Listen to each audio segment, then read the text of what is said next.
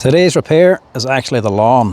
I'm going to cut it back, scalp it, rake out the old thatch, get rid of the old stuff, aerate it, then overseed it and top dress it and see if we can actually level it off and leave myself with a nice flat lawn again. The next step you want to do is actually scalp the lawn. Cut it back as low as you can. This Yuka takes it back to about 20 mil. And then you want to dethatch the lawn, get out the old dead grass from underneath with a rake or a scarifier. And then I'm just using a Yuka mower here with the grass catcher to actually lift up all the old thatch off the lawn, tidy it up a wee bit. Now this next step is crucial. This is plugging the lawn or aerating it.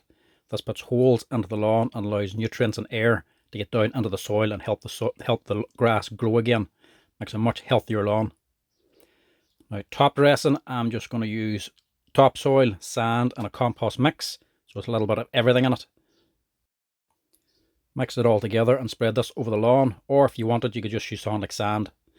Now, I haven't got a leveler, so I'm just going to make one up myself just from this old piece of metal and a couple of boards and a stick. This is just to actually help level out the top dressing as you're putting it on.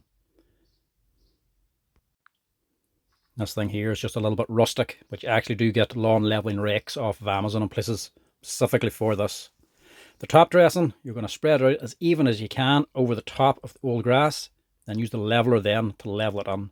The point of this is it'll help settle the soil on the lower spots and take it away from the higher spots to help even the lawn out and leave it nice and flat.